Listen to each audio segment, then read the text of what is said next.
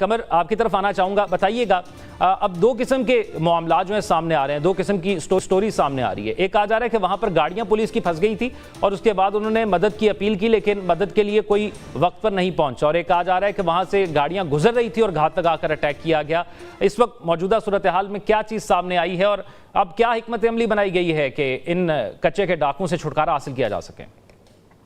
گزشتہ رات کا واقعہ 30 کلومیٹر کی دوری پر ماچکا ہے، ماچکا تھانہ، جہاں پر ماچکی تھانے کی حدود میں یہ واقعہ پیش آیا ہے، اور ماچکا تھانہ سے 12 کلومیٹر کی حدود پر یہ جہاں پر یہ وقوع پیش، جہاں پر ڈاکوؤں نے گاڑیوں پر حملہ کیا اور 12 اہلکار شہید ہوئے ہیں، یہ ماچکا تھانے سے 12 کلومیٹر کے فاصلے پر ہے۔ پولیس کے جو جوان ہیں وہ پکٹ 2 پر جو ہے ان کی ڈیوٹی تیز تبدیل ہونی تھی، اور وہ 2 گاڑیوں پر یہاں سے گئے ہیں، اور جو جوان وہاں پر موجود تھے ان کو تبدیل کر کے یہ جو جوان واپس آ رہے تھے تو بارش کے پانی میں ان کی دونوں گاڑیاں پھنسی ہیں وہاں پر۔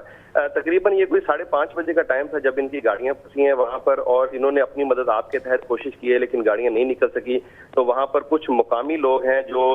آباد ہے وہاں انہوں نے ان کی ہیلپ کی ہے اور جو گاڑیاں جو ہیں ان کی نکالی ہیں، اور تقریباً 8 بجے کے قریب جب ان کی گاڑیاں نکلی ہیں، یہ موو کرنے لگے ہیں، تو 5 سے 6 منٹ بعد جو ہے ڈاکوؤں نے ان پر جو ہے نا وہ راکٹ لانچر پہلے فائر کیا ہے گاڑی پر، اس کے بعد جو ہے ان پر جو ہے نا وہ برسٹ مارے ہیں، جس کی وجہ سے جو ہے نا وہ اتنا جو ہے نا وہ افسوسناک واقعہ پیش آیا۔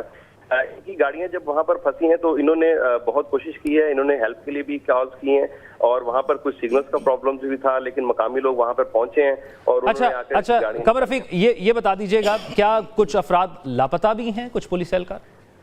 جی کل جب یہ واقعہ پیش ہوا اس وقت جو ہے وہ 4 پولیس اہلکار لاپتہ تھے، لیکن جب یہ تقریباً آپریشن رات کوئی 4 ساڑھے 4 بجے کے قریب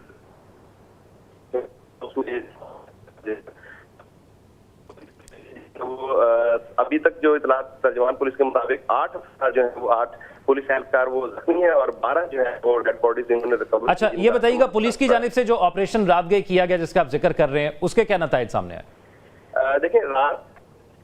کچے کے اندر جو ہے وہ بھاری نفری جو ہے وہ تعینات کر دی گئی تھی، اور پولیس اور لیڈ فورس کے جو نے وہاں پر موومنٹ کی تھی، ان کے ترجمان پولیس کے مطابق جو ہے یہ اس جو ماسٹر مائنڈ تھا اس پورے واقعے کا ڈاکو بشیر شر جو ہے وہ اس آپریشن میں مارا گیا ہے، اس کے علاوہ اس کے 5 ساتھی جو ہیں ان کے ٹھیک ہے۔ اچھا مختصراً بتا دیجئے کہ مشکلات کیا ہیں وہاں پر پولیس کو جس کی وجہ سے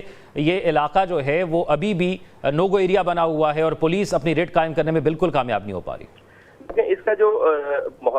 جغرافی ہے یہ جہاں پر واقع ہوا اس سے 15 کلومیٹر کی دوری پر صوبہ سندھ شروع ہو جاتا ہے جہاں ابوڑو شہر ہے، اس کے علاوہ دوسری سائڈ پہ دیکھیں تو راجن پور سے اور ایک سائڈ سے یوں بلوچستان سے بھی یہ جو ہے نا کچا لگ رہا ہے۔ اس کا یہاں پر ایریا اس طریقے سے ہے کہ یہاں پر کچھ دریائی پٹی ہے اور دریا گزرتا ہے، اور کچھ یہاں پر جزیرہ نما علاقے ہیں جہاں پر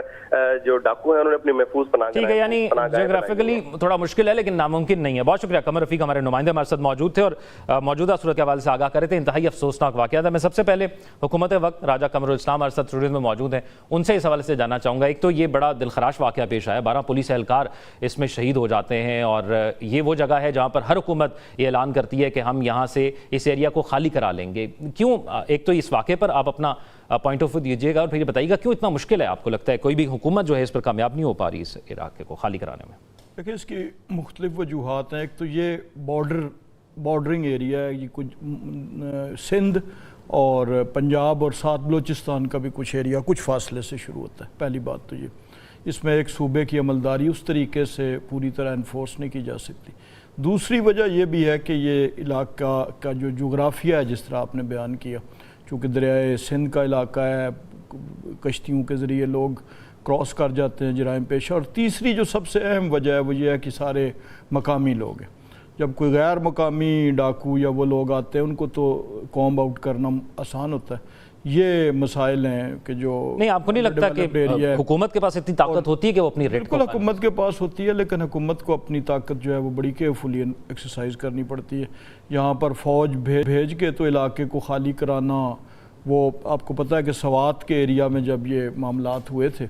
جب آئی ڈی پیز کا ایشو ہوا تھا تو اس وقت ساری آبادی کو، چونکہ ایک ایسا مشکل معاملہ تھا، ایک ہی زبان، ایک ہی کلچر، ایک ہی ثقافت میں جرائم پیشہ دہشت گرد بھی تھے اور پبلک بھی،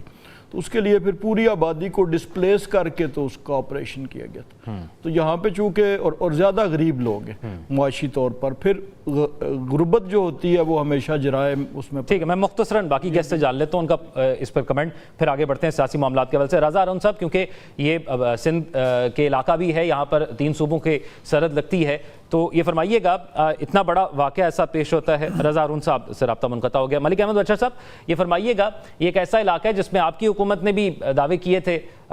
کہ اس علاقے کو جو ہے وہ جو نو گو ایریا اس کو ختم کیا جائے گا, موجودہ حکومت بھی کر رہی ہے اور اسے ماضی میں بھی ہوتا رہا ہے, لیکن کیوں اتنا مشکل ہے کہ کوئی بھی حکومت اپنی ریٹ قائم کرنے کے لیے, سیکیورٹی کے معاملات کو حل کرنے کے لیے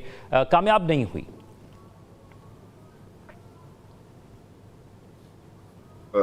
سوال نہیں. ملک احمد صاحب, کچے کے علاقے کے حوالے سے میں آپ کا کمنٹ جاننا چاہ رہا ہوں. 12 پولیس اہلکار انہوں نے شہادت وہاں پر نوش کی ہے. سیکیورٹی کا مسئلہ ہے لیکن کوئی بھی حکومت کامیاب نہیں بنے. آواز آ رہی ہے جی آپ؟ جی اب آ رہی ہے.